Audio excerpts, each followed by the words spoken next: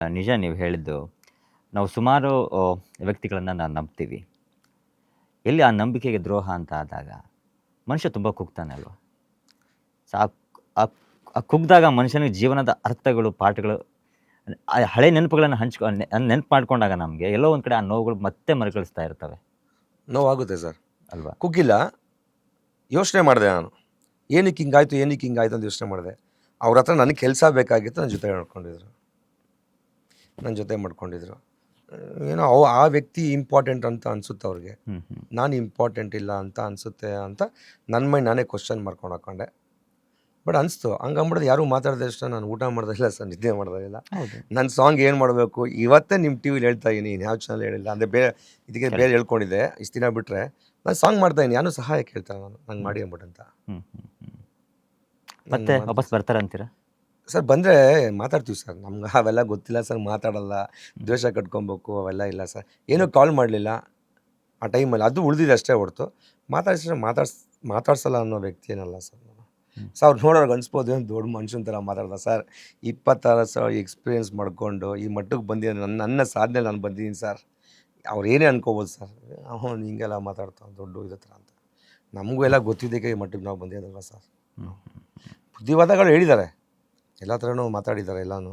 But ಈ ಟೈಮೆಲ್ಲ ಕೈ ಬಿಟ್ಟರೆ ನಮ್ಗೆ ಅರ್ಥ ಆಗ್ತಿಲ್ಲ. ಈ ಏನಂದರೆ ಸರ್, ಈಗ ಈ ಸಾಂಗ್ ಬಂದಾಗ ಆಗಿರ್ಬೋದು, ಜನಗಳು ಒಂದು ಕಡೆ ಕಮೆಂಟ್ಗಳು ನಾನು ಓದ್ತಾ ಇದ್ದೆ, ಇಲ್ಲ ಆ್ಯಕ್ಚುಲಿ ಇದು ಓಲ್ ಕ್ರೆಡಿಟ್ಸ್ ಗೋಸ್ ಟು ಯುವ ಅಂತ ಇದ್ರು ಸರ್. ನಾನು 60% 7 ನಾನು ಕಮೆಂಟ್ಸ್ ನೋಡಿಲ್ಲ ಸರ್, ಕೆಲವು ನೋಡಿದೆ. ಯಾಕಂದರೆ ಕೆಲವು ಅವ್ರ ಕಡೆ ಹಾಕಿರ್ತಾರೆ, ನಮ್ಮ ಕಡೆ ಹಾಕಿರ್ತಾರೆ.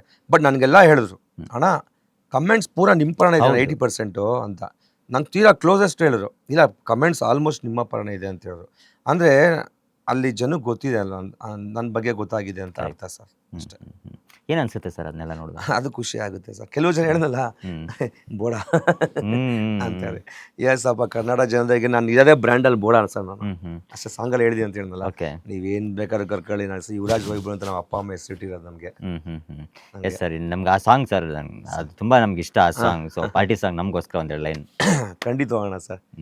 ಎಗ್ದೋ ತೀನು ಚಾರು, ಇವಳ ಮೇಲೆ ಆಯ್ತು ಪ್ಯಾರು, 1 ವರ್ಷ ಫುಲ್ಲು ಕೇರು, ಆಮೇಲೆ ಆಯ್ತು ಬೋರು, ನಾ ಪೊಲೀಸ್ ಕ್ವಾರ್ಟರ್ಸ್ ಕೇಳಿ, ನೀ ಚಾಮರಾಜಪೇಟೆ ಲೇಡಿ, ಪಾರ್ಕಲ್ಲಾಟ ಆಡಿ ಓಡಿಸ್ಕೊಂಡೆ ತಲೆ ಬೋಡಿ. Super super. ಬರೀ ರ್ಯಾಪ್ ಸ್ಟೈಲ್ ಹೇಳಕ್ಕಂದ್ರೆ ಓಕೆ. ಸೊ ಈಗ ನೆಕ್ಸ್ಟ್ ಸಾಂಗ್ ಮಾಡ್ತಾ ಇದ್ದೀರಾ? ಹಾಂ ಸರ್. ಸೊ ಅಂದರೆ ಈಗ ಅದು ಕಳೆದೋಗ್ಬಿಟ್ಟೆ ಅಂತ ಹೇಳಿ. ಹೌದು ಸರ್, ಕಳೆದೋಗ್ಬಿಟ್ಟೆ ಕಣೆ. ನಿಜವಾಗ್ಲೂ ಜನ ನೋಡಿದ್ರೆ ಕಳೆದೋಗ್ತಾರೆ, ಯಾಕಂದ್ರೆ ಆ ರೇಂಜಿಗೆ ಚೆನ್ನಾಗಿ ಮಾಡಿದಿರ. ನಾವು ಒಂದು ಪ್ಲಾನ್ ಮಾಡಿದ್ವಿ ಸರ್, ಹುಕ್ ಅಂತ ಬರುತ್ತೆ, ಕಳೆದೋಗ್ಬಿಟ್ಟೆ ಕಣೆ ಅಂತ ಒಂದು ಹುಕ್ ಸ್ಟೈಲ್ ಬರುತ್ತೆ, ಒಂದು 20 ಸೆಕೆಂಡ್. ಅದು ರೀಲ್ಸ್ಗೆ ಫಸ್ಟ್ ಬಿಡಬೇಕು ಅಂತ ಇದ್ದೀವಿ ನಾವು. ಓಕೆ, ಅಲ್ಲೇ ಗೊತ್ತಾಗುತ್ತೆ ನಮ್ಮ ಸಾಂಗ್ ರಿಸಲ್ಟ್ ಏನೋ ಆಗ್ಬಿಡೋದು. ಇವತ್ತರೆಗೂ ಆ ಥರ ಸಾಂಗ್ ಬರೋಕ್ಕೆ ಚಾನ್ಸ್ ಎಲ್ಲ ಬಂದಿದೆ. ಈ ಥರ ಹುಡುಗಿ ಮೇಲೆ ಇದೊಂದು ಸ್ವಲ್ಪ ವೆರೈಟಿ ಇದೆ ಹೇಳ್ಕೊಳ್ಳೋದು. ನಾನು ಯಾವ ಥರ ನೀನು ನೋಡಿದೆ, ಏನಾಗ್ಬೋದು ಮುಂದಕ್ಕೆ, ಅದಾದ್ಮೇಲೆ ಏನಾಗ್ಬೋದು ನಾನು ಅನ್ನೋದು ಇದೆ ಮುಂದಕ್ಕೆ. ಅದನ್ನ ರೀಲ್ಸ್ ನಾನು ಫಸ್ಟ್ ನಾವು ರಿಲೀಸ್ ಮಾಡ್ತೀವಿ ಸರ್. ಹೆಂಗ್ ಸರ್ ಉಟ್ಕೊಳ್ಳುತ್ತೆ ಈ ಹುಕ್ ವರ್ಡ್ಸ್ ಅನ್ನೋಂಥದ್ದು ನಿಮಗೆ? ನಾವು ರೀಲ್ಸ್ಗಳು ನೋಡ್ತಾ ಇರ್ತೀವಲ್ಲ ಸರ್, ಅದರಿಂದ ಅದೇ ಇವಾಗ ಇರೋದೇ ರೀಲ್ಸ್ ಟ್ರೆಂಡು ಸರ್. ಇವಾಗ ಸೋಷಿಯಲ್ ಮೀಡಿಯಾ ಅಂದರೆ ರೀಲ್ಸ್ ಈಗ ಅದೆಲ್ಲ ಅದಕ್ಕೆ ಹಾಕಬೇಕು, ಅಲ್ಲಿ ಗೊತ್ತಾಗುತ್ತೆ ನಮ್ಮ ರಿಸಲ್ಟ್ ಏನು ಅಂತ. ದೊಡ್ಡ ಮಟ್ಟಕ್ಕಂತೂ ಮಾಡೇ ಮಾಡ್ತೀವಿ ಸರ್. ಓಕೆ, ಯಾವಾಗ ರಿಲೀಸ್ ಪ್ಲಾನು? ಆಮೇಲೆ ಯಾವಾಗ? ನೆಕ್ಸ್ಟ್ ಮಂದೇ ಮಾಡಬೇಕು ಅಂತ ಇದೆ ಸರ್. ಆ್ಯಕ್ಚುಲಿ ನಾವು ಈ ತಿಂಗಳಲ್ಲೇ ಮಾಡಬೇಕು ಅಂತ ಇದ್ದೋ. ಕೆಲವು ನಮಗೆ ಹೀರೋಯಿನ್ಗಳು ನಮಗೆ ಅಷ್ಟು ಇದಾಗಲಿಲ್ಲ. ನಮಗೆ ಕೊನೆಗೆ ಪ್ಲಾನ್ ಬಂತು, ಇಂಥವು 4 ಚೆನ್ನಾಗಿರುತ್ತೆ ಅಂದ್ಕೊಂಡು ನಾವು ಪ್ಲಾನ್ ಮಾಡ್ದೋ. ಅದಕ್ಕೆ ಮಾತುಕತೆ ನಡೀತಾ ಇದೆ ಸರ್. ಓಕೆ, ಆದಷ್ಟು ಬೇಗ ಒಳ್ಳೇದಾಗಲಿ ಸರ್ ನಿಮಗೆ. ಯಾಕಂದರೆ ಸುಮಾರು ವರ್ಷಗಳ ಶ್ರಮ ಇದೆ ನಿಮ್ಮದು. 22 ವರ್ಷಗಳ ಕಾಲ ಸಾಕಷ್ಟು ನೋವುಗಳನ್ನು ಅನುಭವಿಸಿದ್ದೀರಿ. 2000 ಸರ್ ಬಂದಿದ್ದೀವಿ, 2000 ಬಂದಿರೋ 25 ವರ್ಷ ರನ್ನಿಂಗ್ ಅಲ್ವಾ ಸರ್? ನಿಜ, ಯಾಕಂದರೆ 25 ವರ್ಷಗಳಿಂದ ಇಂಡಸ್ಟ್ರಿನ ನೋಡಿದ್ದೀರಾ, ಎಲ್ಲ ರೀತಿಯಾದಂತಹ ಕಷ್ಟಗಳನ್ನು ನೋಡಿದ್ದೀರಾ.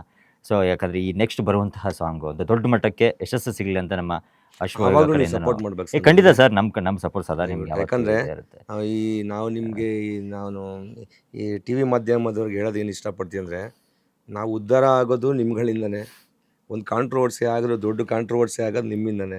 ಇದು ನಾವು ಒಳ್ಳೆ ರೀತಿಯಲ್ಲಿ ಮಾಡ್ತಾಯಿದ್ದೀವಿ. ನಮಗೊಂದು ದಯವಿಟ್ಟು ಇದನ್ನು ನಮಗೆ ಸಪೋರ್ಟ್ ಮಾಡಿ, ನಮಗೆ ಈ ಸಾಂಗು. ಯಾಕಂದ್ರೆ ನೀವು ಸಪೋರ್ಟ್ ಮಾಡಿದ್ರೆ ನಾವು ಎಲ್ಲಿ ಬೇಕಾದ್ರೂ ಬೆಳಿಬೋದು ಸರ್. ಮಾಧ್ಯಮದವ್ರು ಖಂಡಿತವಾಗ್ಲೂ ನಮ್ಮ ಸಪೋರ್ಟ್ ಇದ್ದೇ ಇರುತ್ತೆ ಸರ್ ನಿಮಗೆ. ನೆಕ್ಸ್ಟ್ ಸಾಂಗ್ ಒಂದು ಒಳ್ಳೆ ಹಿಟ್ ಸಾಂಗ್ ಆಗಲಿ ಅಂತ ನಾವು ಕೂಡ ಕೇಳ್ಕೊತೀವಿ ನಿಮಗೆ. ಸೊ ಒಳ್ಳೇದಾಗಲಿ ಸರ್ ನಿಮಗೆ. ಒಂದೇ ಒಂದು ಮಾತು ಹೇಳೋಕ್ಕೆ ಇಷ್ಟಪಡ್ತೀನಿ ಕಮೆಂಟ್ಸ್ ಮಾಡೋರಿಗೆ. ಸರ್ ದಯವಿಟ್ಟು ಏನು ಅಂದರೆ, ಕಮೆಂಟ್ ಮಾಡ್ತೀರಾ ಮಾಡಿ, ನಿಮಗೂ ಅಕ್ಕ ತಂಗಿ ಹಿಡಿತಾರೆ, ನಮಗೂ ಅಕ್ಕ ತಂಗಿ ಹಿಡಿತಾರೆ. ದಯವಿಟ್ಟು ಬ್ಯಾಡ್ ನನಗೊಬ್ಬನಿಗೆ ಅಲ್ಲ, ಎಲ್ಲರಿಗಾರು ಅಷ್ಟೇ ಸರ್. ದೊಡ್ಡವ್ರಿಗೆ ಬಿಟ್ಟಿಲ್ಲ ಸರ್ ಕಮೆಂಟ್ಸ್ ಅವ್ರು ಮಾಡ್ಬೇಕಾರೆ. ಯಾಕಂದ್ರೆ ನೋಡ್ರೆ ನಮಗೂ ಒಂಥರ ಬೇಜಾರಾಗುತ್ತೆ, ಬೇರೆ ಬೇರೆ ನೋಡ್ತಾ ಇರ್ತೀವ್ರ ನಾವು, ಇನ್ನು ಯಾವೇ ಲೆಕ್ಕ ಅಂದ್ಬಿಡೋದ. ಯೋಚನೆ ಮಾಡಿ ಅಷ್ಟೇ. ಯಾಕಂದರೆ ಅವ್ರು ಸಾದ್ಮೇಲೆ ಅವ್ರು ಗೆದ್ಕೊಂಡ್ಬಂದಿರ್ತಾರೆ. ನೀವು ಮನೇಲಿ ಕುತ್ಕೊಂಡು ಸುಮ್ಮನೆ ಕಮೆಂಟ್ ಹಾಕ್ರೆ ಅಲ್ಲಿ ಏನೂ ವರ್ಕೌಟ್ ಆಗಲ್ಲ. ಇಲ್ಲ ಎದುರುಗಡೆ ಬಂದು ನಿಂತ್ಕೊಂಡು ಮಾತಾಡ್ಬೇಕು ಸರ್, ಈ ಎರಡೇ ಸರ್. ಇಲ್ಲ ಕಮೆಂಟ್ ಮಾಡೋನು ಎದುರುಗಡೆ ನಿಂತ್ಕೊಂಡು ಮಾತಾಡ್ಬೇಕು, ಆನ್ಸರ್ ಮಾಡ್ತೀವಿ. ನೀವು ಅವ್ನ ಕಮೆಂಟ್ಗೆ ನಾನು ಕಮೆಂಟ್ ಮಾಡೋಕ್ಕೆ ಹೋದರೆ ಅವ್ನು ಇನ್ನೊಂದು ಕಮೆಂಟ್ ಆಗ್ತಾ ಇರ್ತಾನೆ. ಸುಮ್ಮನೆ ಇಷ್ಟುದ ರೀಲ್ಸ್ ಇದು ಮಾತುಕತೆ ಆಗೋದು ಅಷ್ಟೇ. ಡೈರೆಕ್ಟ್ ಫೇಸ್ ಟು ಫೇಸ್ ಮಾತಾಡೋಕ್ಕಾಗಲ್ಲ. ಇದ್ರೆ ಫೇಸ್ ಟು ಫೇಸ್ ಮಾತಾಡಲಿ ನನ್ನ ವಿಚಾರದಲ್ಲಿ. ಕರೆಕ್ಟ್. ಅಷ್ಟೇ ಸರ್. ನಾನು ಫೇಸ್ ಮಾಡೋಕ್ಕೆ ರೆಡಿ ಇದ್ದೀನಿ ಸರ್.